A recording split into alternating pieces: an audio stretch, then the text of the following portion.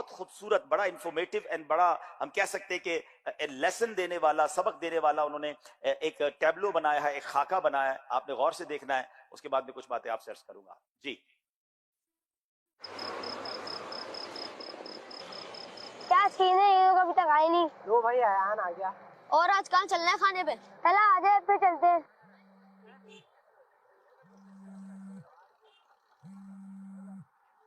आयान किसकी कॉल है? अम्मी की है यार। जी बोलिए, आपको कहा भी था देर से आऊंगा, क्यों बार बार फोन कर रही हैं?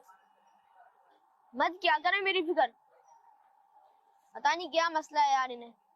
चलो यार तला को फोन कर देते हैं, वो डायरेक्ट आ जाएगा, हम चलते हैं। आज तो बहुत ही देर हो गई। क्या? अरे भाई मुझे क्या पता मैं कब आऊंगा? आपको मेरा इंतजार करने की जरूरत नहीं है, बताया भी था खाना बाहर खाऊंगा।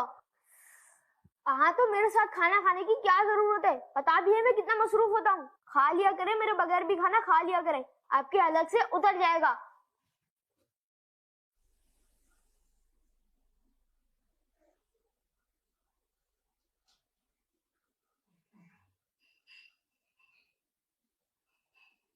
बस काम से गया था।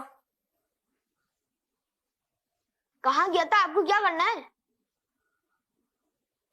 क्या तबीयत खराब है? अगर तबीयत खराब है तो मैं क्या करूं? दवाई आपके पास मौजूद है, खा लेती, तंग करके रखा हुआ है।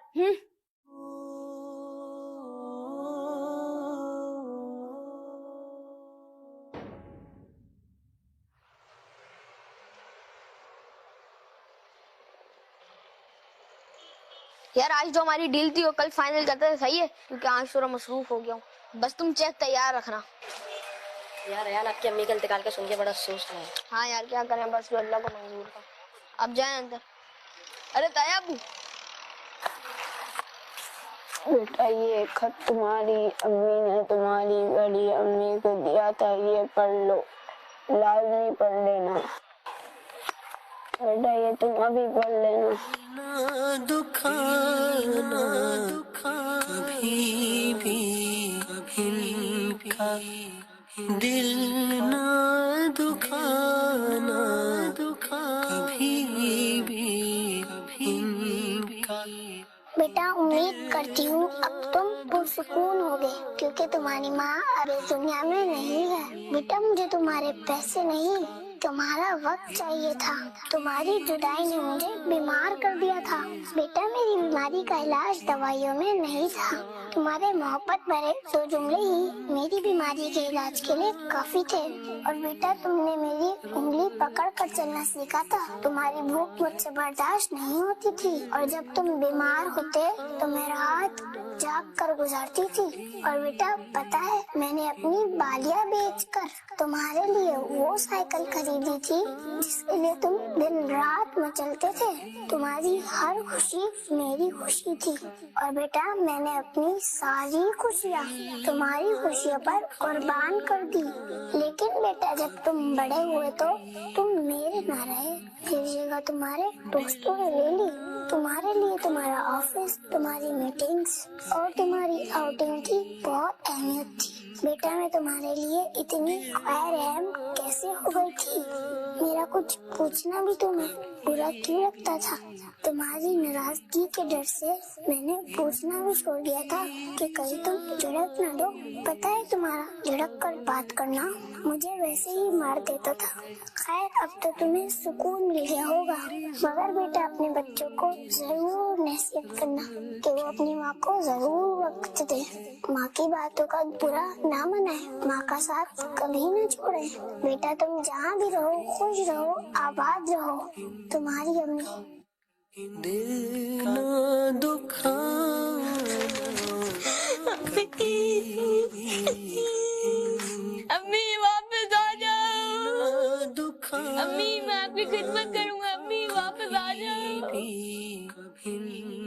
अम्मी मुझे माफ कर दो अम्मी। दुखाना कभी भी मैं आपकी हर बात मानूंगा, प्लीज वापस आ जाओ, मुझे सोना भी दो। अम्मी मुझे माफ कर दो अम्मी।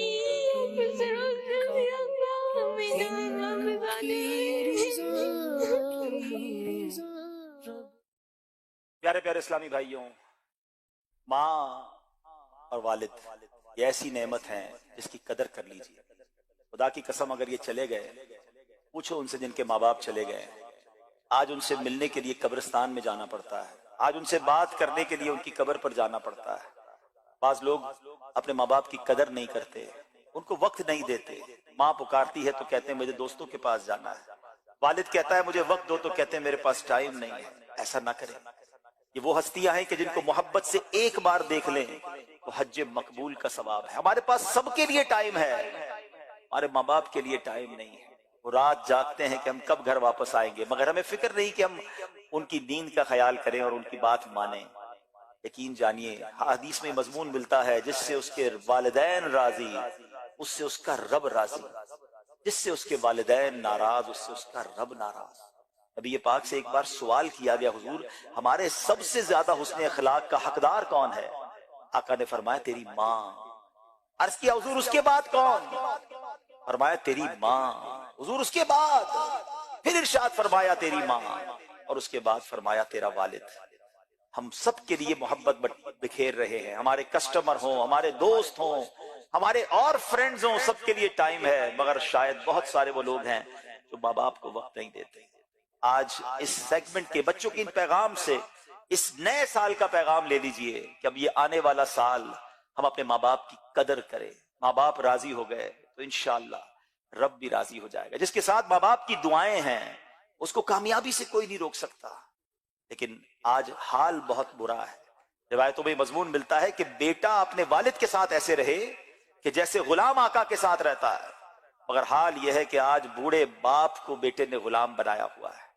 ऐसा ना कीजिए, उनकी कदर कीजिए। इस पैगाम को एडॉप्ट कीजिए, एब्जॉर्ब कीजिए और अपनी जिंदगी में इसको इस तरह दाखिल कीजिए। जिनके माँ बाप हयात हैं वो उनकी कदर करें, और अगर माँ बाप चले गए, जैसे इस बच्चे ने पैगाम दिया कि अब वो माँ की मैयत पर कह रहा है कि माँ वापस आ जाओ, मैं तुम्हारी खिदमत करूंगा, अब माँ ने नहीं आना, मगर मेरा मजहब, हमारा दीन कितना प्यारा है। अहादीस में ये मजमून मिलता है कि अगर किसी बच्चे ने अपने वालिदैन का वैसा अदब नहीं किया, वैसी खिदमत नहीं की, तो अब भी उसके पास मौका है कि वो उनकी ईसाले सवाब के लिए खूब नेकियां करे, उनके लिए दुआए मगफिरत करे, उन्हें खूब सवाब पहुंचाए।